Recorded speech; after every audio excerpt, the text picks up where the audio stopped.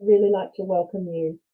I'm Leanne Beagley. I'm the CEO at the National Centre for Action on Child Sexual Abuse, and I generally get to moderate these webinars, and I'm delighted to be here again today. I'd just like to start with acknowledgements, two particular acknowledgements today. Firstly, I'd like to recognise that child sexual abuse is pervasive across Australia. First Nations children and young people experience discrimination, marginalisation and oppression as a consequence of colonisation, which puts them at risk, increased risk of child sexual abuse. And it means that victims and survivors who are First Nations often cannot get the range of culturally appropriate supports and services they need to heal. Our work to get better outcomes for First Nations children and young people and all victims and survivors of child sexual abuse is guided by First Nations leaders, community members, practitioners and experts. Now more than ever, this Reconciliation Week and the National Centre stands resolute in its commitment to reconciliation, fighting against injustice and protecting the human rights of Aboriginal and Torres Strait Islander peoples. I'd also like to take some time to acknowledge lived experience. We seek to honour the lived and living expertise of all victims and survivors of child sexual abuse, harnessing all ages, cultures, abilities and backgrounds, and commit to substantially addressing the harm of child sexual abuse now and well into the future. We recognise that there are children and young people today who are experiencing sexual abuse and dedicate ourselves to doing all we can to promote their effective protection and care. And we're committed to driving progress, protecting children from further harm, and enabling individual and collective healing and recovery. The National Centre, if you don't know about us, was a recommendation of the Royal Commission, and it's now over 2 years old. The role was to raise community awareness, increase capability, and build the evidence base. And we've got a vision for a community where children are safe and victims and survivors of child sexual abuse are supported to heal and recover, free from stigma and shame, a future without child sexual abuse. We have approached our thinking by considering that there are a range of knowledges, there's a range of expertise from lived and living experience, cultural knowledges, research and theory, practice knowledge from practitioners across diverse experiences and traditions, and procedural knowledge, organisational knowledge. And that when we bring all of those knowledges together and synthesise them and engage with them and think and hear them is when we get new knowledges and when we can take things forward. And all of the knowledges are important. So let me bring us to the support services. Just recognising that, you know, the prevalence and wide-ranging impacts of child sexual abuse can prompt feelings, and such feelings might arise, which is a normal reaction to the content we'll be talking about. So there's a reminder here to take care of yourselves and to reach out to your supports or to consider reaching out to a helpline on the screen and in the chat. So thank you and welcome to our really important session, which is what helps and hinders healing after child sexual abuse. We are here to welcome those with lived experience. This is a special episode of our In Conversation series, and it's been developed with a working group of the National Centre's Survivor-led Adult College, discussing themes they think are important for service providers, research, policymakers and the community to understand and think more about. I would like to pay tribute to Anna Barch, our outgoing Director of Lived Experience Leadership, and to each of those who've worked hard behind the scenes to build the session plan and to think deeply about how best to share the inherent wisdom and knowledge that we're going to hear today. Some are here on the panel today with us, but many who've been part of thinking and preparing for today are not in front of the cameras, but they've worked behind the scenes and been part of the journey. We hope that this conversation honours all of that work and consideration, and also that it's the first of many. I'd just like to talk through the people that we do have here with us in front of the cameras, and just let people know that the session will start, and after I've done that, with a short creative activity led by one of the panelists. So in preparation for that, and whilst you read, I'm reading the bios, and you will have seen them online, I suggest that people grab a pencil, pen, and a piece of paper in preparation for that brief exercise that we're going to have.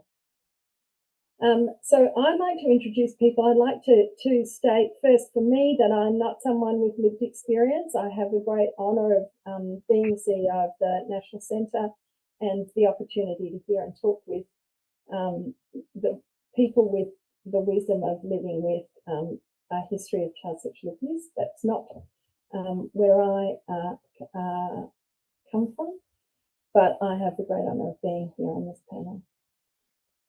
Let me introduce Craig Marnie, who is a member of the National Centre for Action on Child Sexual Abuse, our survivor-led adult college. He's a survivor of institutional child sexual abuse and lives managing multiple mental and physical health complexities every day. He is a self-described hybrid artist, mad scientist, with a corporate background in technology, communications, and renewable energy, but broader interests in science, philosophy, art, and nature. Welcome, Craig. Thank you for coming onto the panel. Caitlin Marshall is from Makeshift Creative Health Agency. Caitlin does not identify as a person with lived experience of child sexual abuse. She's a social worker, facilitator, and co-founder of Makeshift, a support and education agency that connects creativity and mental health for social change. And she's the co-author of the book Creative First Aid, The Science and Joy of Creativity for Mental Health. Welcome, Caitlin. Craig Hughes Cashmore is from Samson, which is the Survivors and Mates Support Network.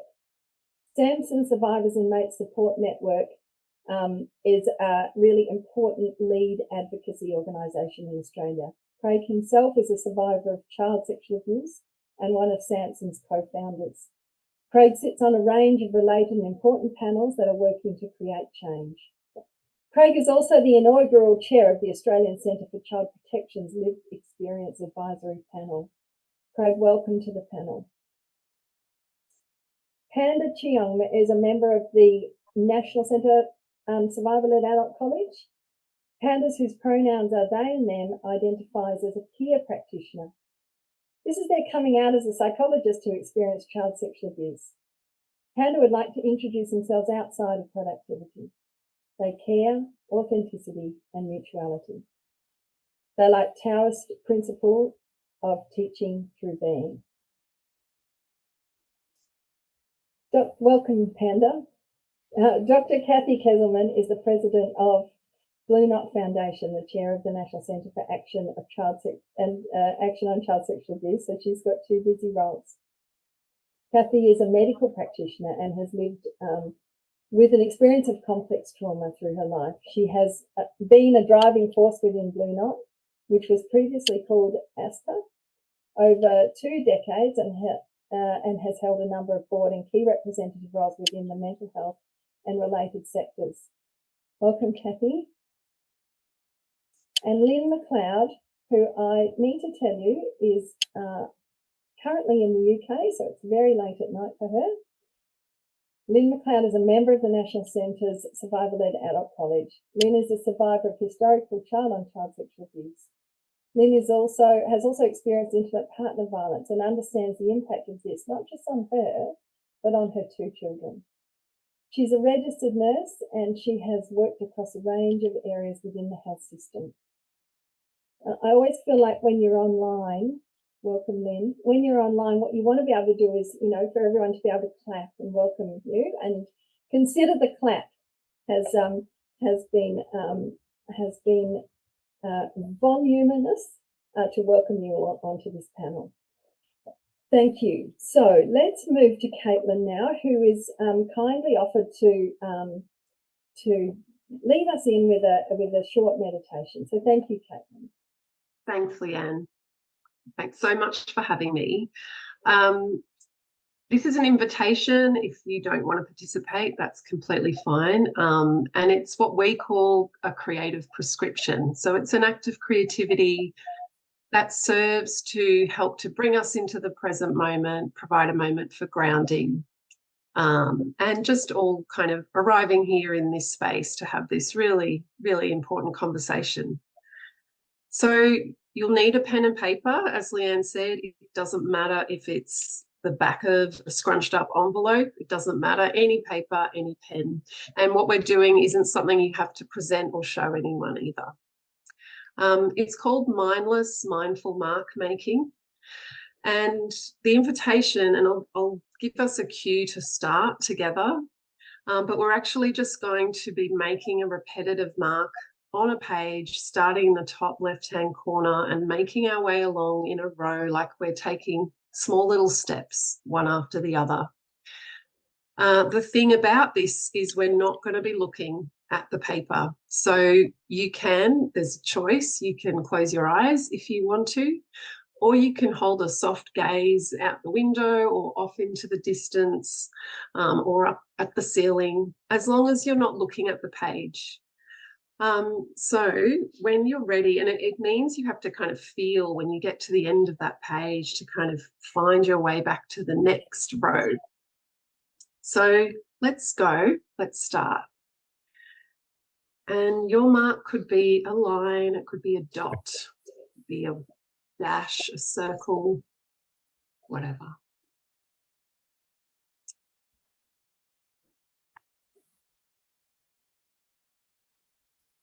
And as you're moving along making these marks, it's an opportunity to just notice, are you rushing? And if you're rushing, that's okay. Just see if you can slow down a little bit. Notice if you're gripping your pen really tightly. And see if you can release that grip and tension, even just a little bit.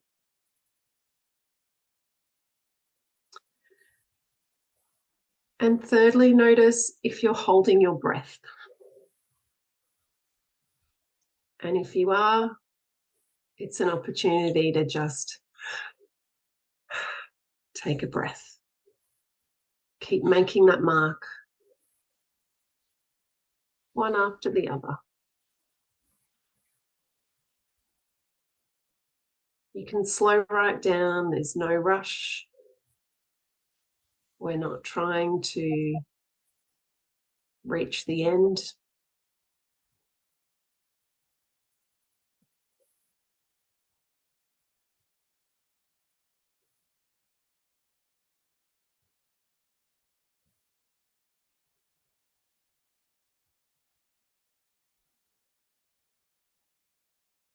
And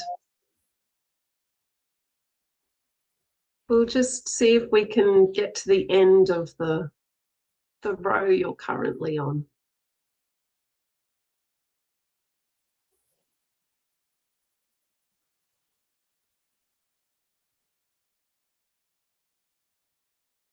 And then we can stop.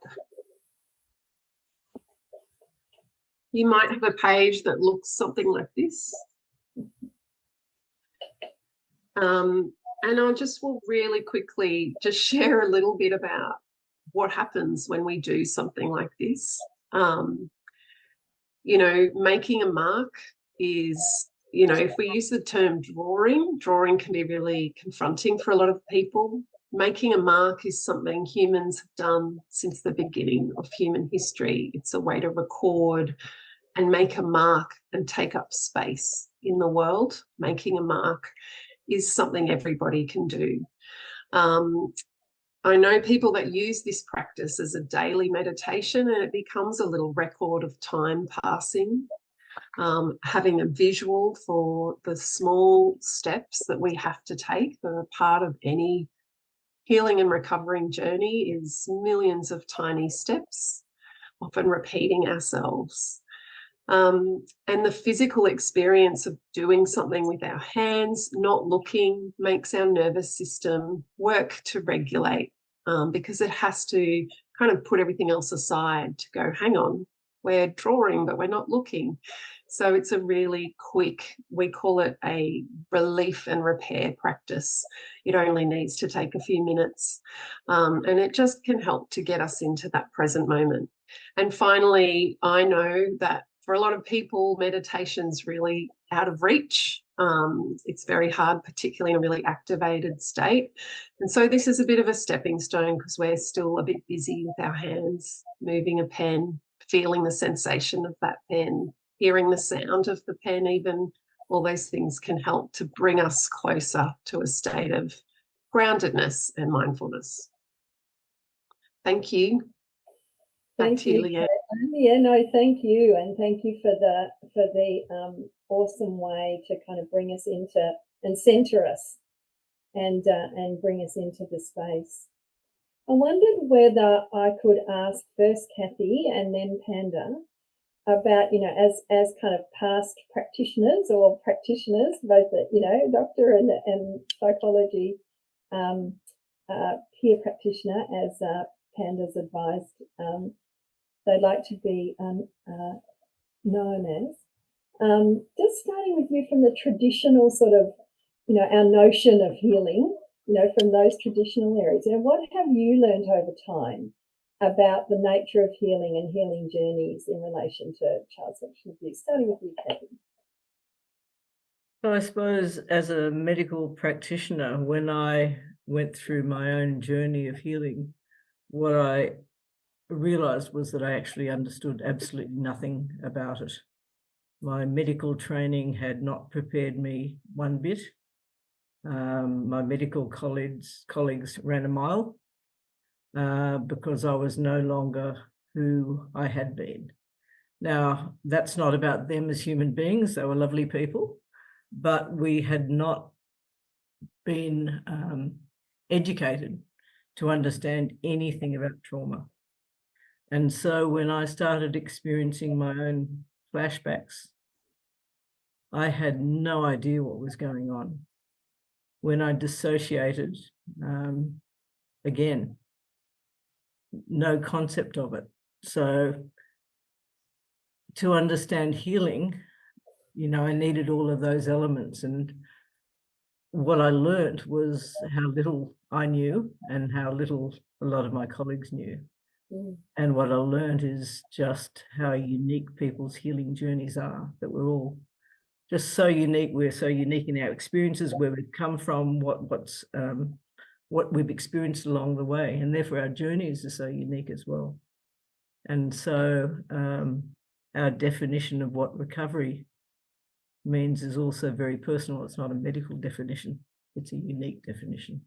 Yeah, yeah. Thanks, Kathy. Is that your experience as well, Panda? I'm going to go on a preamble with this. I was really excited about this question. I think because within the Western colonial framework, like, healing is viewed as a really individual journey. And this was the doctrine that I was trained under within psychology, but it's also what I learned from my family system and also from child sexual abuse itself. And I'm going to talk about this just really quickly in terms of like an idea of it, and then bring it back to lived experience so I can show how lived experience is knowledge.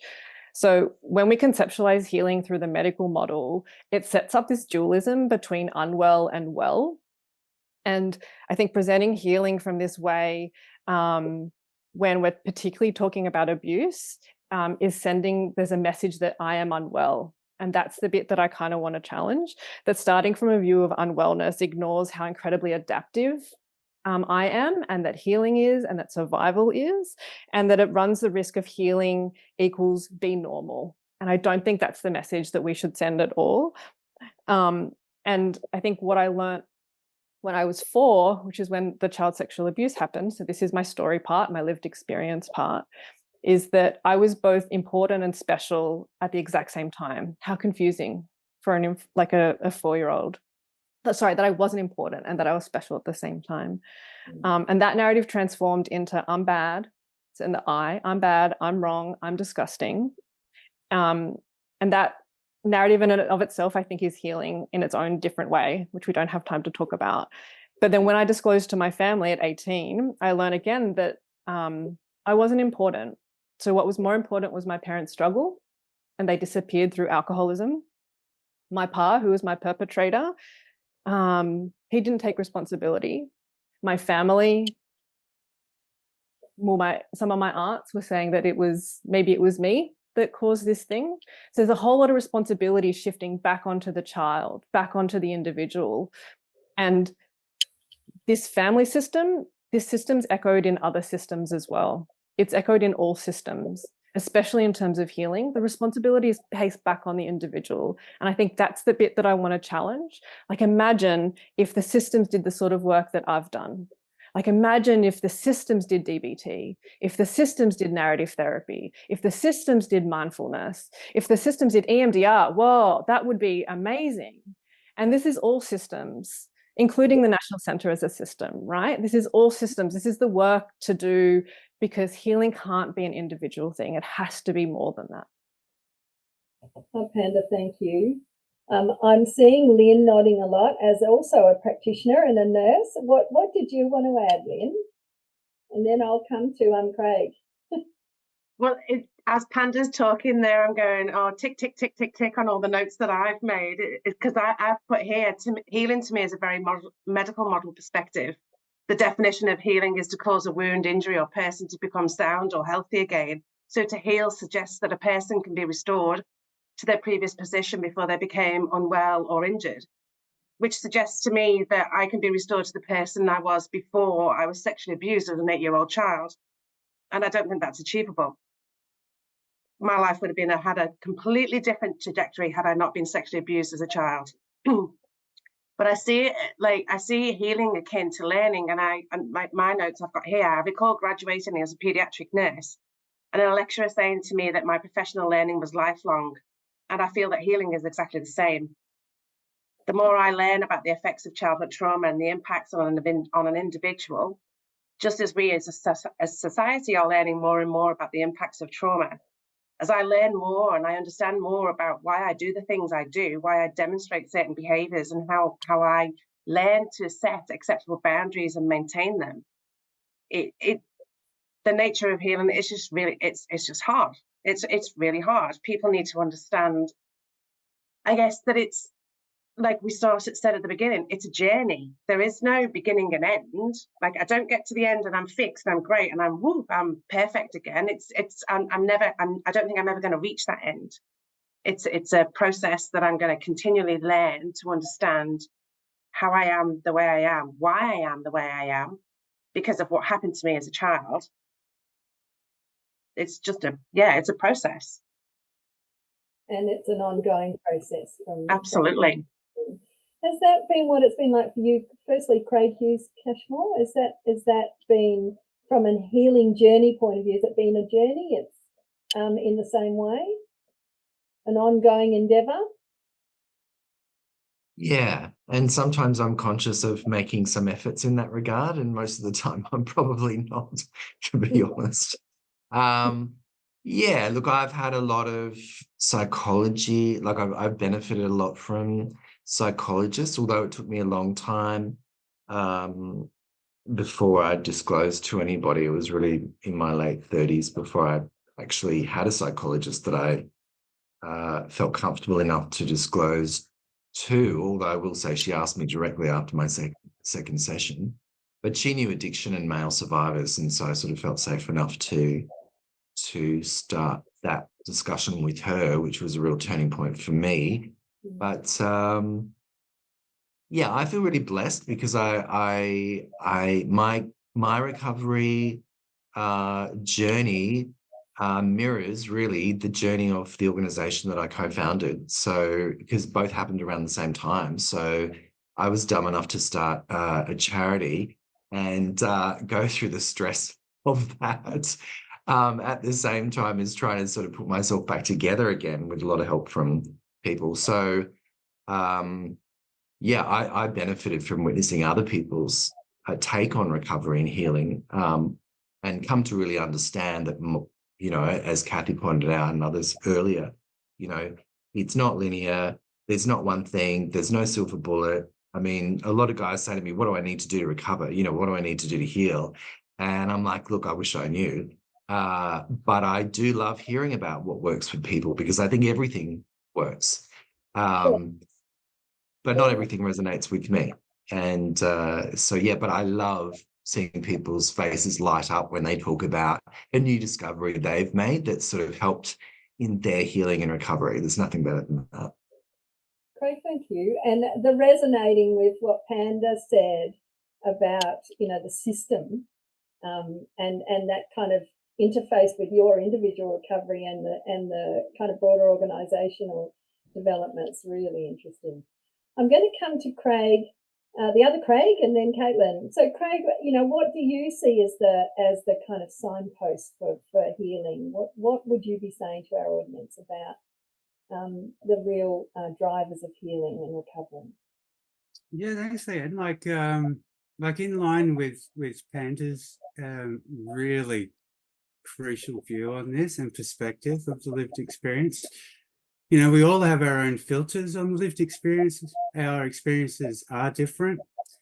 You know, our perpetrators were institutional or familial or societal, you know, and our perspectives are also placed under the lens of other modalities. For me, you know, they're neurodivergent, you know, prescribed as mental health disorders in some ways. I object to that, but my queerness, my coda heritage. I'm a child of deaf adults, and I'm a non-verbal communicator. So, you know, that's quite powerful for me. And you know, like you know, I am Aboriginal. I am from this country. You know, I belong to this country, the Wurundjeri land that my ancestors are from. And, you know, in the lead up to this conversation, I've had a very strong spiritual connection with my elders. And it's really important to put a lens on that as well. You know, the marginalised survivors are not only are people willing to listen, genuinely listen and hear from our experience, but are we willing to share it? And in some aspects, why are we regretful to share our aspects? Do we feel pride? Do we feel guilt? Do we feel ashamed with some of our associations, for some of our status symbols? Are we hesitant to truly reflect on the impact that marginalisation, sexual violence, societal norms in a combination have done this damage? And a part of healing is just to be woke, to be aware for our survivors as to the situation we were put in. We didn't choose this. No. But how we managed to overcome some of these challenges, and we won't overcome all of them. We all have our own journey. But, you know, it's really important that we follow this path in the most respectful, well-instructed, and enlightening way. And I think creativity is a big part of that, Caitlin. Well, that's a very nice segue. Thank you, Craig. You're doing my work for me. Bringing in Caitlin here. So what is it, Caitlin, that that's moved you into this space around embracing creativity as a healing, as a healing tool, or as a healing driver? Tell us about your thinking. Well, I mean, how I came into it was being a very young social worker, working with survivors, working with young women, and being pretty out of my depth. So I just brought forth a whole lot of creative practice that I did in my life, and found and witnessed an impact that had. That was 25 years ago. What I've kind of seen over and over again in programs that I've facilitated with survivors of trauma and written about is that there are kind of 6 ways that creativity and creative practice can be this healing modality. And the first is about, you know, there's so much evidence. Again, I always have to speak about the evidence, but I know that most people just know it in their body. When we practice creativity, it helps us to bring ourselves into the present moment. It can really regulate our nervous system, which is, you know, a really crucial part in even being able to go through any kind of formal professional support or treatment or healing process. It helps to find meaning beyond our inner world. And one thing I've seen happen is a creative practice helps people to find a different version of themselves, find that they're not just the thing that happened to them, and renaming who you are and your identity is huge and transformative. I've witnessed people write a song in an hour and they'd never done any music in their life, and suddenly they were someone that could write a song. And the power of that is not to be underestimated. And when I say a creative practice, I mean anything that puts us in a place of playfulness or curiosity. It's making a connection that wasn't there before. It's not just making art. So, you know, nature connection is a creative act.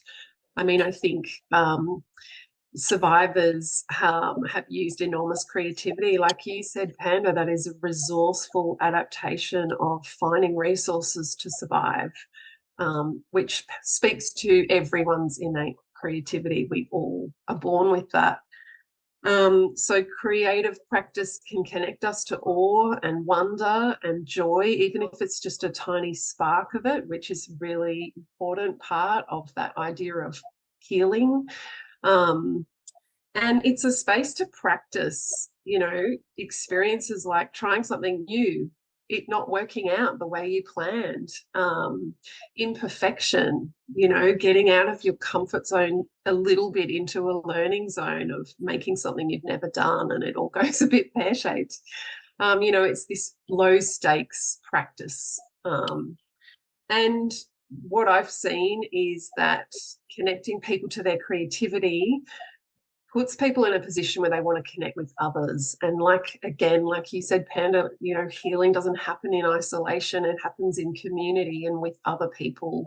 And, you know, what we say is creative first aid. So a practice of creativity for yourself to heal or feel good, connects you to yourself, others, and the planet.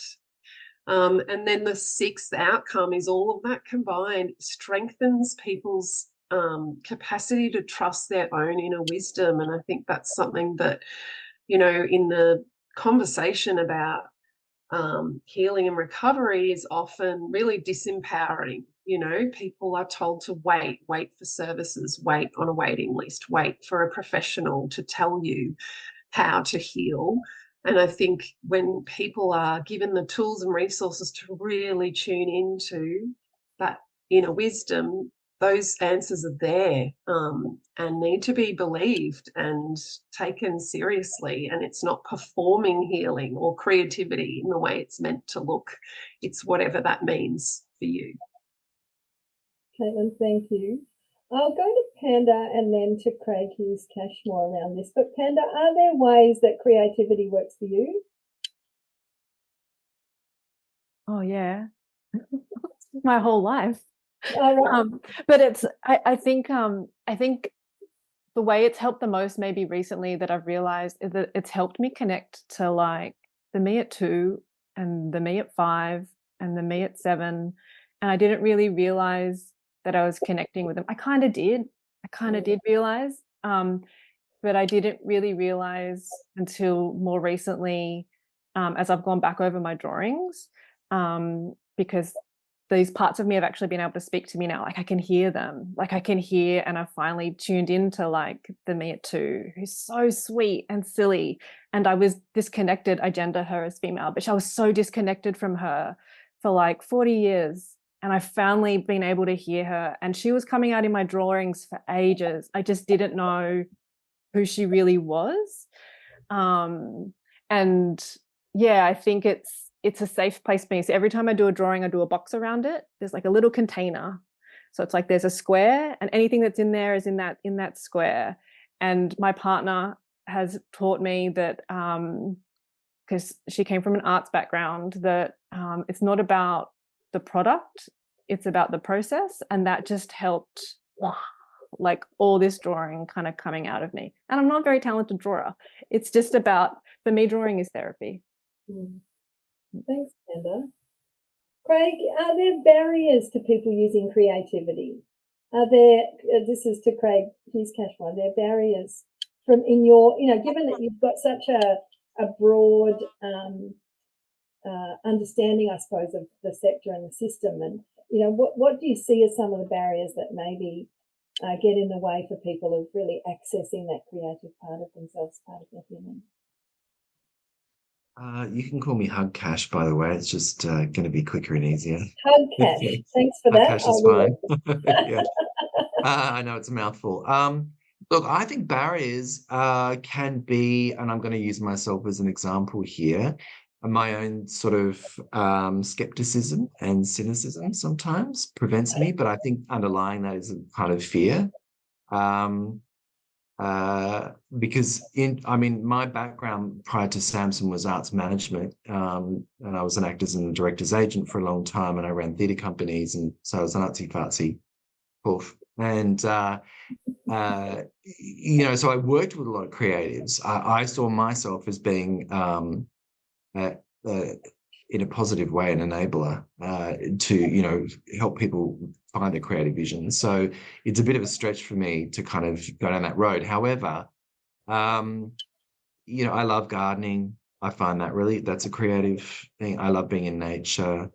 I'll hug a tree. I've got fish. So recently I've discovered the joy of aquascaping. So there's a million YouTube clips, with all these mad fish people who I really relate to. Become one. So, creativity can take all different forms. But I actually think that there aren't a lot of opportunities for everybody, right, to do that. And I think sometimes services really focus on clinical medical responses. The idea of creativity is just seen perhaps as a bit of a, warm, fuzzy wank, when actually, these programs should be supported as alternatives to healing pathways. Like, I think we should be looking at everything. But government and funders don't tend to recognise those opportunities and pathways as legitimate. So I would really love to see more. And I think if we had, and I'm just going to get up my soapbox for a minute, but if actually the government had, and I'm talking about the Commonwealth government leading the way in terms of funding for what the Royal Commission recommended, which were more dedicated community-based services, we have not seen these spring up around the country, then we would perhaps have more opportunities and more voices who are able to implement these sorts of different safe spaces for people to create. And we don't have that. We have sexual assault services that are way overrun with current cases, situations where survivors non-institutional and institutional have to wait 6 to 9 months for to see someone to get help. And that's just talk therapy. And, I've already said that I benefit a lot from that, but I think, it shouldn't be one thing or another. There should be choice, which is what is trauma-informed. Sorry to go on a bit of a rant, but yeah. Thank you, Hug Cash. Is that right? Thank you. No worries, Beagley. Good.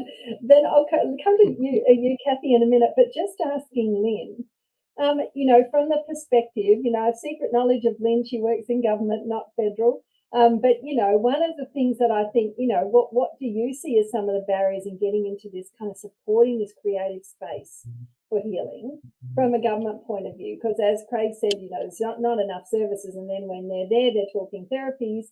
Where do we go around, an expansion of choice for people about what they need? Look, I would say from a government perspective, my experience is that from a government perspective, what we want to see is outcomes. We want to see measurable outcomes. And so if you're going to get the dollars, you get the dollars because we can see that you've got X amount of people have progressed through this program and had X amount of positive results. Yep. And the challenge being that what we're talking about, what Craig's talked about, is how do you demonstrate those measurable outcomes to government? How do you go, hey, do you know what? Lynn accessed this program. She did 3 months with us and she's great now. Yeah. Tick the box. There's a bum on the seat, and let's give them X amount of dollars for that bum. And that's a real challenge, in that it's a challenge for the service provider to demonstrate that, and it's a challenge for government to go, well, if you can't demonstrate it, then how can we fund you? It's all about numbers and ticking the boxes, and that's the challenge. Absolutely, and I do apologise for that's okay. You just speak for government, but I think what you do is you're able to share with us what some of the barriers are, and as Caitlin said, right at the top of her six issues around creativity was about the evidence is there that creativity is helpful. Kathy, from the point of view, from your experience in the sector, and what are some of the challenges in getting some investment into this space? You mean in general into the space of child sexual abuse, or into creativity? And into, because I'm thinking healing, right? And what we're hearing from the panel is that one of the key parts of healing can be creativity, and also Craig kind of particularly pointed out about choice. So it's also about choice. So I think more broadly and generally, starting there. Yeah, I mean, I think there's obviously lots of competing good causes, and child sexual abuse, different causes are the flavour of the time. And I'm not sure that child sexual abuse has risen to the top, but I think that's a very myopic view, because child sexual abuse often doesn't occur in isolation. It often occurs with multiple other violations, abuses, and it underpins many of the challenges, both individual, social, health, economic, that governments face all the time. But unfortunately, governments are on a very short cycle, short attention span sometimes, or often, and there's no planning for the long term. But if you look at the downstream impacts of people struggling with healing, and Caitlin, yes, there is a lot of evidence, but I'm not sure that the evidence you're talking about in terms of creative approaches are seen by the traditional views as being evidence-based. And so how do we educate and change the perception around what evidence is, open the pool, but also understand how pervasive the impacts of child sexual abuse are, and take a longer term view that if you actually start to understand how it impacts, if you invest well, you'll see a lot of changes, apart from the importance of people being able to heal. Thank you. And I was wondering whether, I'll come to you, Panda, but I was wondering whether the panel could think about the sort of impact on healing of over-pathologizing, and just in that context of an set of investments that are about illness and that medical model that was brought up earlier, it's a binary model about illness and sick and healthy, and whether that kind of pathologizing has an impact on healing. And I don't know if that's where you were going to go. As Kathy was talking, it just what popped into my mind was that I think healing's become a commodity, in that like there's a whole healing industry or a wellness industry, and I think part of that commodity, psychology is definitely a part of it, so is psychiatry. And with that commodity, its narrative around it is that you need us. You need our professionalism. You need our 5-year degree in order to heal. No, you don't. It's important. It's definitely important, but it's not all that it is. And what's implicit in this narrative is that it kind of teaches us to distrust ourselves. It's kind of like what Caitlin was talking about before, in terms of we have so much knowledge inside of us, so much, but we've been taught to distrust what we know, especially through psychology. Straight away, like the separation from like mind and body stuff. So if you separate from your body, you lose all of that connection to emotion. You lose all of that connection when something's not right. It's a very patriarchal way of like existing. Like this is very, this notion of healing is very anti-feminist. And capitalistic. Thank you, Candy. You've prompted Craig to put his hand up, which is, unusual in our webinars, as with you. But please, Craig, tell us what prompted you to put your hand up to throw in something, as Panda was talking about this notion of so-called healing.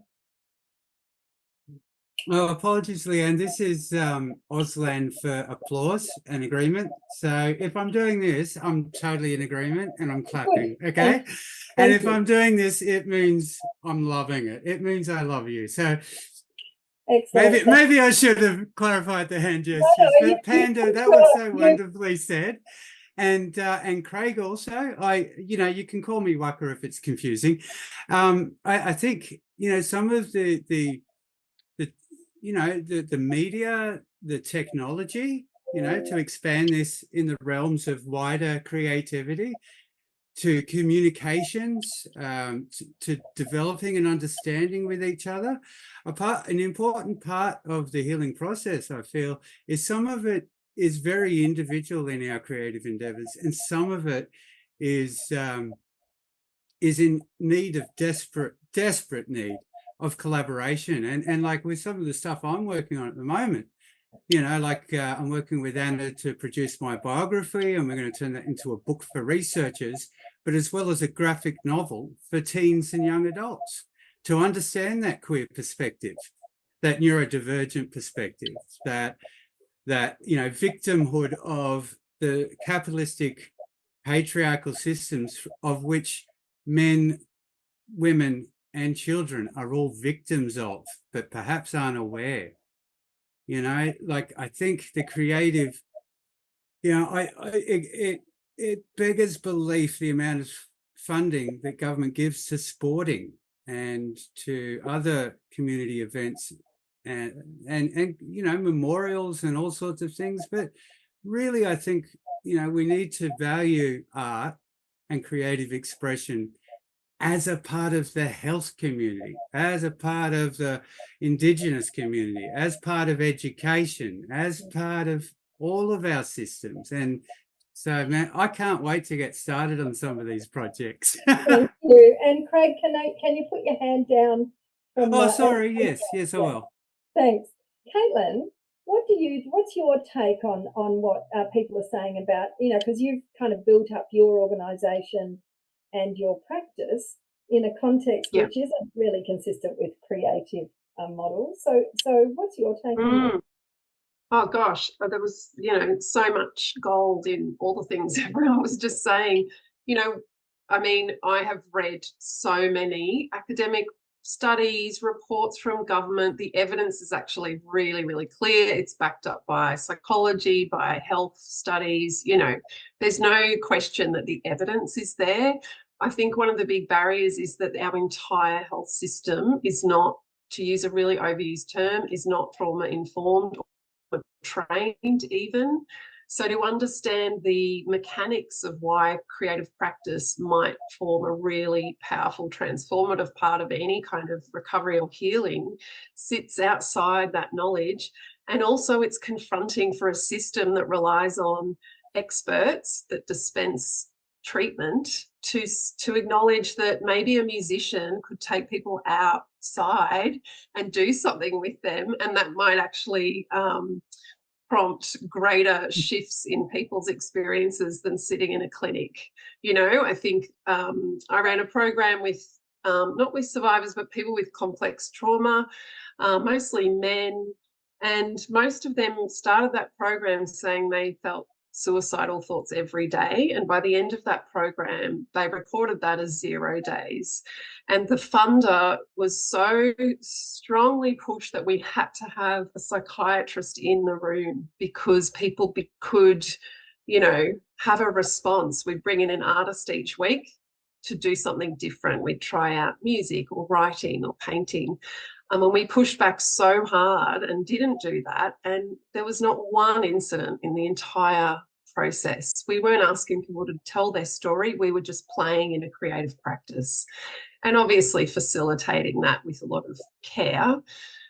So I think the barrier is the system itself, and that's already been mentioned by people here elsewhere, is getting in its own way. And actually there is so much potential for this approach to relieve the system that's in, you know, crisis. There are so many waiting list people that really need urgent care, along with the people that could really benefit from, you know, an intervention or support or modality outside that clinic environment. So, yeah, I guess there is a real network of arts and health people, like even just in New South Wales, but nationally, and that message that the evidence isn't there is just one that's really frustrating because it's there.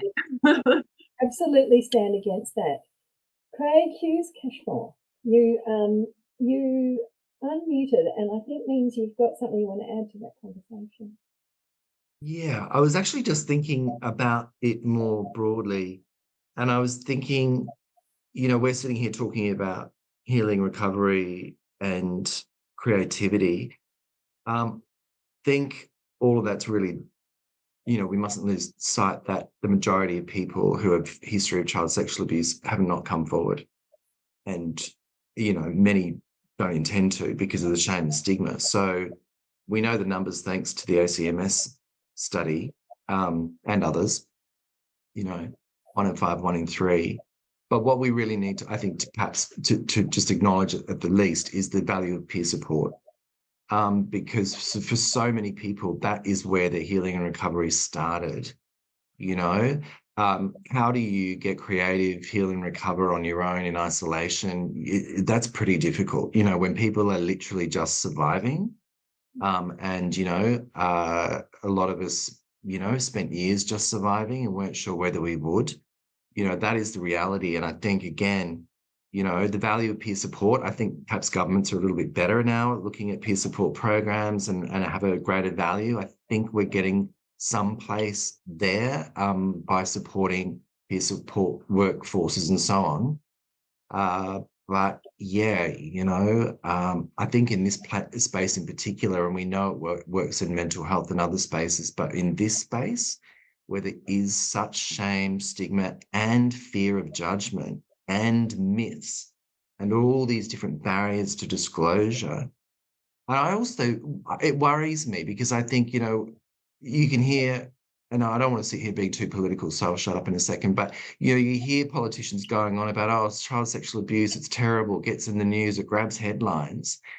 Then what? We turn 18 and we're kind of like, oh, well, you know, good luck with that because basically you're damaged goods and there's no hope of healing or recovery. I think that message that, you know, the more of us that stand up and can say, actually, you know, yes, it might be a lifelong struggle, but it's possible to achieve some sense of yourself and some happiness, which we all deserve, no matter what our background.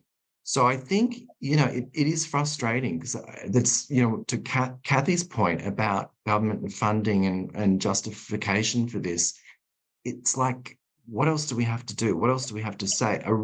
Is it that I'm often trying to sort of figure out what the real roadblock is because it's so fucking obvious, the intersectionality that we're all dealing with as a result socially and economically is enormous. Why aren't governments doing what the Royal Commission recommended? That Royal Commission finished 7 years ago. Yeah, thank you, Craig.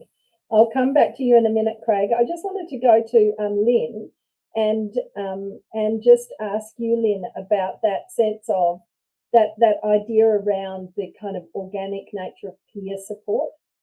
Is that something that's been an experience of yours? Absolutely. Yeah. And as Craig was saying it, and I started smiling, and then I can look at Craig and I can look at Panda and I go, absolutely. Like, I guess for me is the understanding that I only reported my abuse to the UK police probably 2 years ago. Like, I told people about it, but really officially made a report of it. It was 2 years ago, and then it was after that report that I then saw the expression of interest to join the colleges, and I expressed and I joined, and I met like-minded people who had experienced the same shit that I'd experienced, albeit maybe different from different, institutionalized family, all the rest of it. But to this day, I can still see myself walking into that room at Blue Knot and meeting those people who had experienced a similar experience to me, and that it was instantaneous connection that I go, they know what I've been through. They know what I've experienced. It might be different. It might be, whatever, but they know that. They know what it was like to feel as a child, to experience the shit that I experienced as a child. And that is, it's really powerful. It's absolutely powerful. I can still see myself walking out of the college and chatting with one of the other college members and just having this, it's just an instantaneous bond that you go, they know the shit that I've been through, and they know they will understand the crap that's in my head. They'll understand the feelings that I have of I'm not good enough, I'm not worthy, and if I was, it would never have happened. Like, they know that, they understand that. So that whole, absolutely, that whole peer connection, it is, you can't describe it. I just remember sitting in that room and looking around the desk, like it was a big boardroom desk, and looking around them and going, whoa, all of these people get me. All of these people know exactly how I feel in this, how I exist in this world. It was overwhelming. And Leanne, I've said it, every time we meet up as a college, it's just like this whole bond, this whole connection of going, they just get me. If I say, do you know what, I'm having a shit time right now because of XYZ, they get it. They go, yep, been there, done that, Lynn. Yeah, and I can feel you 100%. So peer connections, absolutely. Just to know that somebody else in the same room has been through what you've been through is, there's no words to describe it. Thank you. Well, I think you did it beautifully, actually. You did describe it beautifully. So you did have the words. I want to go to Kathy. Caitlin spoke a bit before about trauma informed, and that's not really noticeable and across our health system. And the group has talked about this this idea about the importance of peer support. What do you see, or what's your takeaway from the kind of huge set of contacts that you have from community and through the helpline at Blue Knot around what's most needed? So in terms of the health system, what are the key takeouts for healing? That's a very big question. And you talked earlier about pathologizing, and I think the first issue is just using a solely diagnostic lens. I'm not saying throw diagnosis out the window, but this is about what's happened to people along life's journey, and this is about normal responses to very abnormal experiences. And it's about how people cope as best they can. It's about people's inherent strength to have actually survived situations that should have never occurred to anyone. But yet we have a lens on it that labels it, sees it as abnormal, and then sort of segments it, down particular roads, depending on, what particular label you're wearing at the time. So how do we, and particularly given the prevalence, how do we as a society understand child sexual abuse and the trauma it causes as a social not just individual, but within the context of everyone's life experience. And then how do we respond in a way, and I hate the word trauma-informed now, in a way that is truly human, that truly gets someone, gets the reasons why people will not feel safe because they've probably never felt safe, why people struggle to trust, why people don't, even if people have a choice. I mean, I was in my mid-40s before I actually knew what it was I liked, because I'd never been allowed to know what that was. You know, so actually understanding that at a fundamental level is very different than using a label of trauma-informed.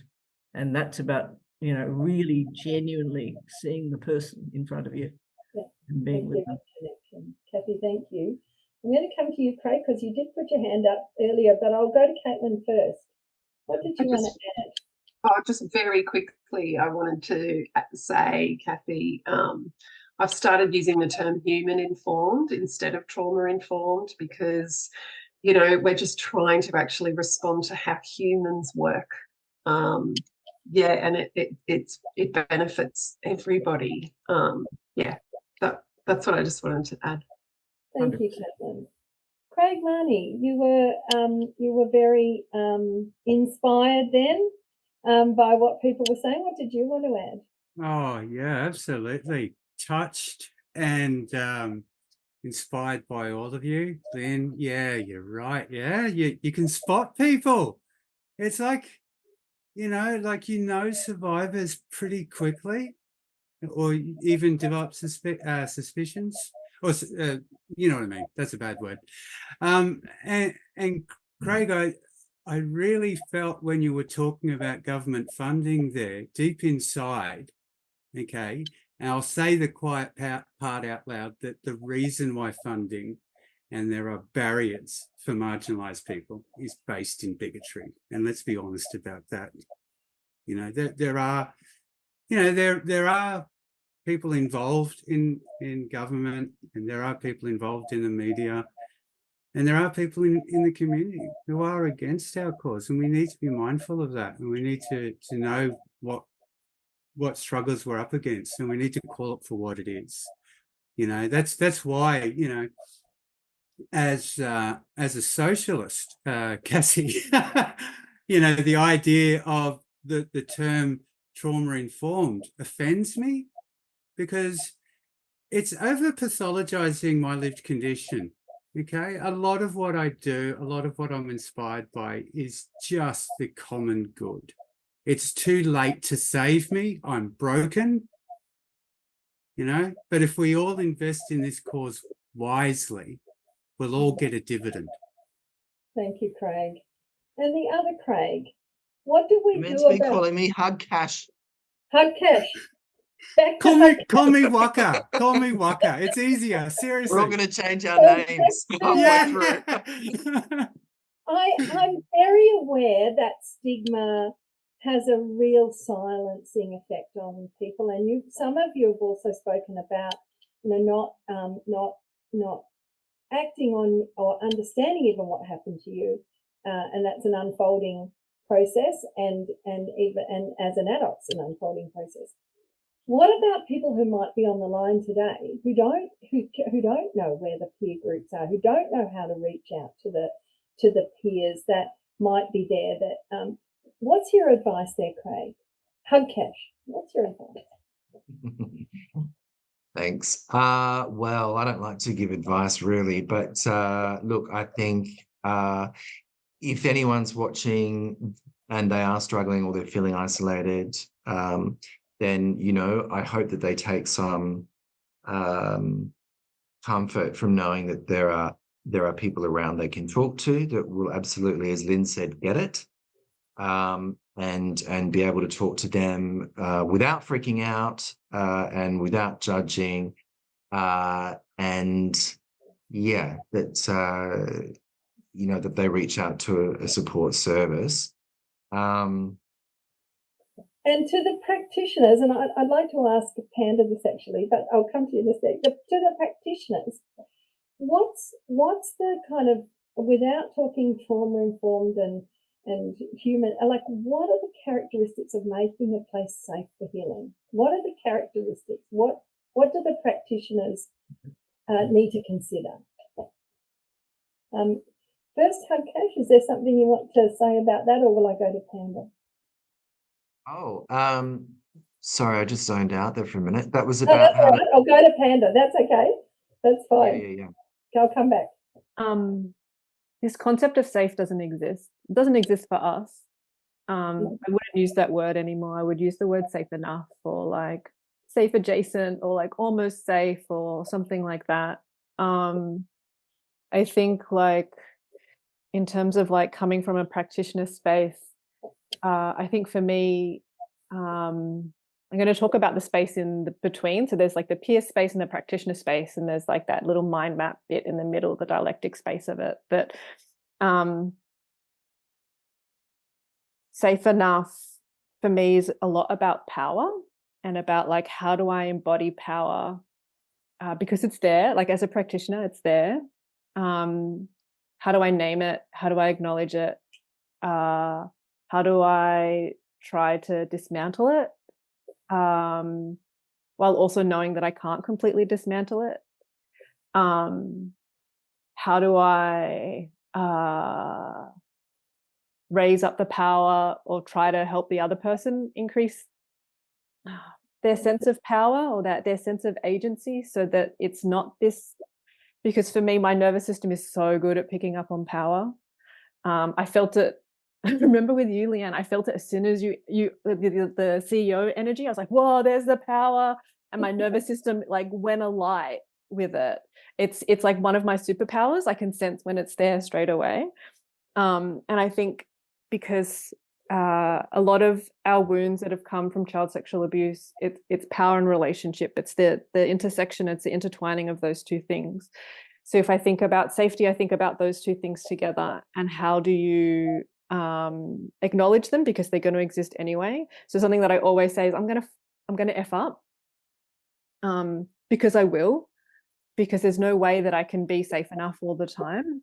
And to create a space where it's okay for me to mess up, not okay, but it's okay for someone to name it.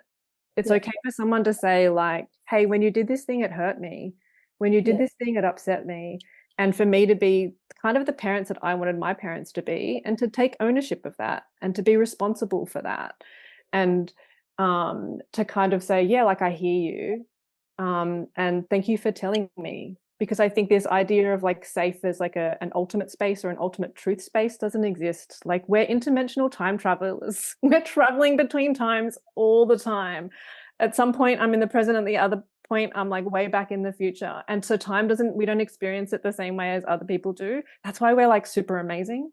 And so like, I think, so I like to acknowledge that time traveling is happening even in a professional space. And so that, like, even though I might not experience it as, I might be saying, hey, this is completely safe, the other person isn't. And it's not to invalidate their experience. Like, you own that experience. You own that that's what they're experiencing. Because if you don't, we just sort of, we echo the same behavior that was done to us from perpetrators, from parents who weren't able to step up, from adults who stood by and didn't do anything. Really about validation. And I think with the relationship stuff, like for me, like I personally show a bit of myself when in a professional role, because I want someone to get a vibe from me. I want someone to feel who I am, so that you can build a relationship with me. And that's what I do when I see my practitioners. So like when I go see my psychiatrist or my GP, I'm like, hey, how was your weekend? How are your kids? Like, how's your dog? So I try and dismantle the power relationship back within their own boundaries to build that relational connection, because that's the bit where safety doesn't exist for me. Sandra, thank you. And using Caitlin's words, it's gold. It's real gold. Kathy, what's your take on power at a, just picking up on Panda's words, and power in relation both to this sort of person-to-person relationships in the healing sense, but also around our systems, our organisations, our approaches generally? I mean, power is, again, another massive area. And I suppose what we have all experienced are systems that work for the sake of systems. And yes, systems do have the final call. So how do we, in a sense, coming from a lived experience space, the little survivor, take on systems?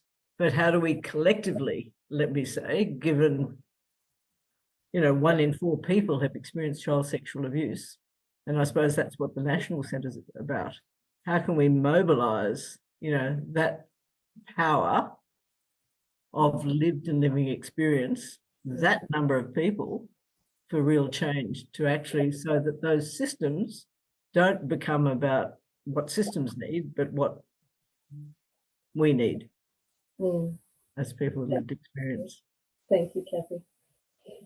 I want to ask people, and I noticed that we're like, of course, we knew that this was going to go quickly this time, and we have 15 minutes, and I really want us to make sure that each person, can round off this conversation, I guess, in a way that they're comfortable with, and that kind of uses a highlighter pen on the key issues, and then we'll have an exercise at the end with Caitlin to just draw it together. So can I start that process of winding down the conversation, but by asking you to think about, what are the key takeaways that you would like each of the people that are watching today, and also hopefully watching as a recording or a download later, what are the things that really stand out about this conversation? So just reminding everyone that we've talked about discounting some things that some structures like medical and there's that sort of model of thinking about pathologizing and that plays into that whole system. We've talked about cutting through that with creativity and the absolute power of healing in that sense, using creativity. We've talked about all of the advocacy pieces. We still have to go with governments about investing in the right things for people who are living with trauma. So, what are the things that are most stand out to you that you'd like to share? And I will start with you, Caitlin, if that's okay.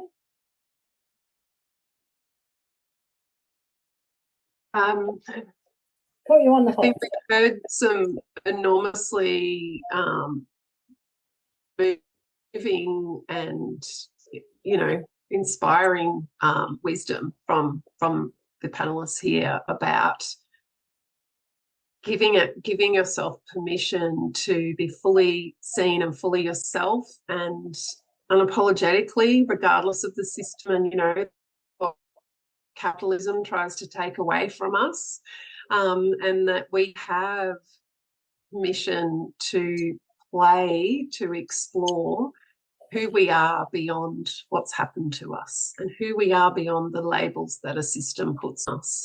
And that message about rest, time away, productive, time away from work, time away to care for ourselves, means pushing back against very deep programming of our culture. So it is hard. It's hard to do.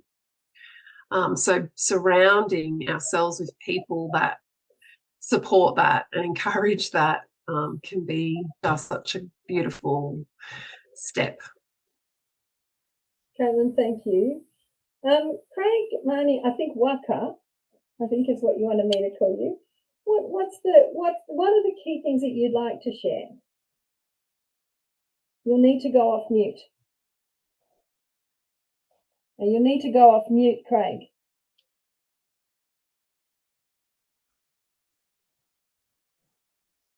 There it is. I apologise. Sorry. That's all right. Yeah, first of all, I'd really like to acknowledge the shared perspective of everybody in this group today. I've learned a great deal from the more informed academically perspective on this topic, and also how that exists within the space of the lived experience.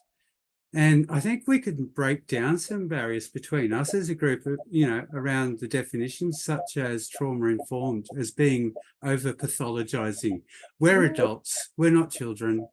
Our lived experiences in the past, and Panda, I appreciate you bringing the time dimension into it, because what happened to me in the 1980s and the 1990s is not what's happening to young people now. And so in my advocacy work, I need to always be mindful that my perspective is historical. And I hope I see things are better now than what they've been.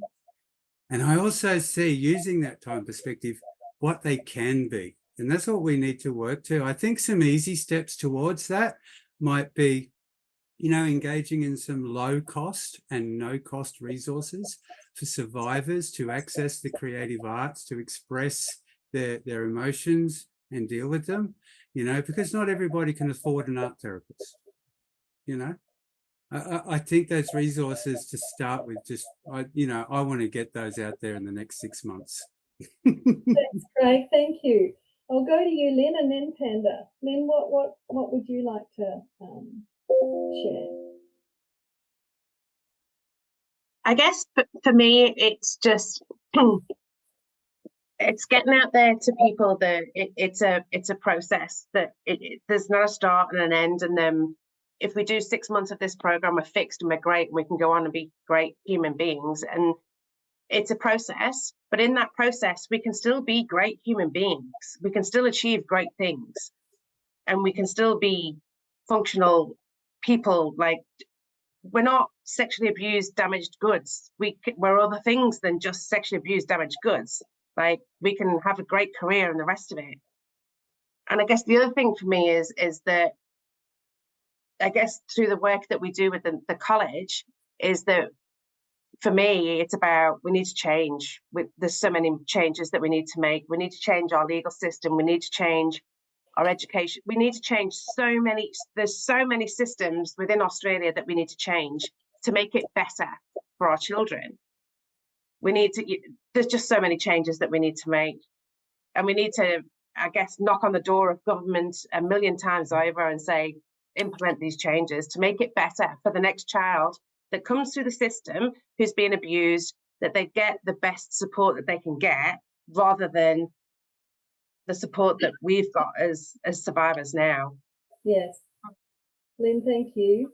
Thank you very much. What about you, Kathy? What would you want people to go away with? Oh, Panda, no, I said it was going to be Panda next. So go to Panda next.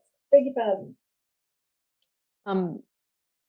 No, the perfectionist in me is like making a lot of noise at the minute about like summing this up in this like perfect way, and I'm trying to like settle her at the same time. I think if I could talk about anything, it would be about systems, and it would be about responsibility and a shared responsibility for healing. And I think especially to people in the audience who come from a research background or a policy background and a practitioner background, I'd be asking about the narratives that are at play in the spaces that you're in, the narratives that you're generating around victim survivors of child sexual abuse. I went looking for myself in psychology. I found myself, it was all pathology. And then I had to do a whole lot of unlearning about it. I would really ask people to reflect on why we're focusing on particular narratives in what we're producing, and what narratives are we maybe missing that are really, really important and just as rich, if not more rich, and what can you learn from us? Yeah. Panda, thank you. Kathy? I'd like to focus on hope and also on the strength that everyone here is embodying, because look at how amazing this group is. And look at the opportunities for healing that everyone here is living every day. When I first realized that I'd experienced child sexual abuse, I felt like an absolute alien and incredibly isolated. But knowing and being part of all of this just shows that, we've got a lot to offer one another, And in that offering of one another, we can heal better and faster. And along the way, we can play. So let's all play heaps more. Thank you, Kathy. Hug Cash, over to you. Beagley. Thanks, guys. I've really enjoyed this. I guess I was also thinking about hope and healing. And I think humor, I think humor is such a big part of our spaces. And, actually this year we'll run our 108-week group for male survivors. That's over 900 guys who have completed our groups. And what I love is when you start to see guys accessing humor to describe their experience and connect. That, I think, is such a sign of great healing. If you can kind of find the humor, because look, everyone has difficult backgrounds. The other thing I'm really reflecting on during this as well, Panda's a great example, is, more professionals who are able to disclose publicly. I think, there's such a divide between, we know that so many people working in the health space, they have histories and they don't disclose because they're worried about bias and professional, so on. And I'm seeing more people come forward, and I think that's really great, because the fact is we're bloody everywhere. And, if I had a magic wand, wouldn't it be amazing if everyone that has a history of this came forward, because none of us would ever feel isolated again. That's the fact. I'd love to see a world in which people just feel like, you know what, we can talk, we can have these real conversations about our struggles and our experiences, but about our hopes and our dreams as well, and how we got here, like that's really critical. For me, the advocacy is a big part of my own healing, being able to speak truth to power, and drop a few fucking F-bombs as well along the way, just for fun, and to keep it reals, because we're every person, we're every man, we're in every profession, we all have voices, and we can lift each other up, and we can be thriving, we can thrive. Thank you, Craig. Beautiful, hopeful point to finish on. Caitlin, we have a couple of minutes. Can we do that exercise to draw us to a close, and then I'll just let people know what's happening next. So thank you. Over to you. Thank you. Sure. So this is a really quick practice. Again, we call it a repair relief practice, using the concept of glimmers. And I'm sure that there are people out there that maybe have heard of that concept. It was actually coined by Deb Dana, who's written a bunch of books about trauma, healing, recovery. And so glimmers sit at the opposite end of the spectrum to triggers. And a glimmer is a tiny, fleeting moment of something that sparks even just a tiny inch of delight or joy or beauty or wonder. And they can come and go. They can come amidst, really, really challenging times. But we talk about a practice of putting on your glimmer glasses and making some field notes. So when we tune into noticing glimmers, it's helping our nervous system to recognize that as a cue to feel a little bit safer, to feel a little bit more in our body, to feel a little bit more connected to ourselves. And what we find is the more glimmers you notice, the more you'll find. So a glimmer could be a bird in a tree, your dog doing something ridiculous, your favorite comfy pants, whatever.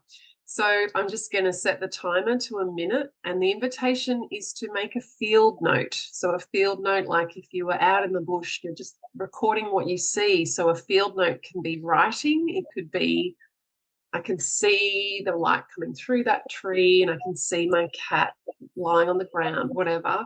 It could be bullet points. It could be a drawing or a sketch. It's whatever works for you. So it's making your own little field note of your space you're in right now, any glimmers you can notice. And if you're in a space where that you're not seeing anything or it's not coming to you, see if you can think about your past day, 24 hours, 48 hours, and remember or recall a moment that was a glimmer. So I will set a little timer, and again, you can use paper and pen to record your field note of glimmers. So let's go.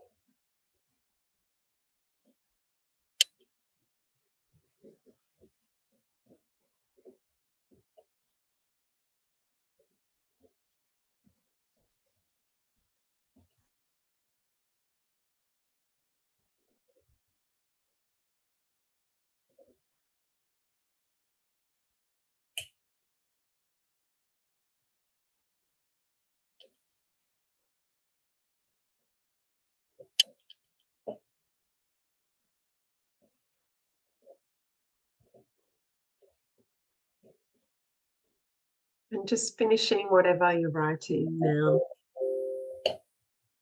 That was just 1 minute. It's so quick, but you can put on your glimmer glasses whenever you want, whenever you need to. Thank you, Caitlin, and thank you for leading us in that and for being part of this panel. We are losing people as they're switching off. I just want to, again, thank you so much for the privilege of being part of this conversation and for everything that you've contributed. And I mean that to all of you. And I'm sure that people will want to know what our next conversation is. Kathy will be back, as will the other founding members for the National Centre, to talk about a study that we're releasing next month, which is the Australian Child Sexual Abuse Attitudes, Knowledge and Behaviour Study. So what we can learn from the study that's been done. So this is kind of switching back into that research knowledge area, but actually it's about what the community knows and doesn't know and perhaps needs to know about child sexual abuse going forward. So we hope you'll join us for that. I just remind you that there are helplines that you can contact and talk with if you need to, and encourage you to give us some feedback about today. We will share it with the panelists, so feel free to send in anything back to them. You'll get a link to this in your email as well. Thank you again for being with us today. It's been an enormously important conversation, and I really thank each of the panel members: Kathy, Panda, Caitlin, Craig, the other Craig, and Lynn. Thank you so much, all of you. And the webinar and the recording will end now. See you next time, folks.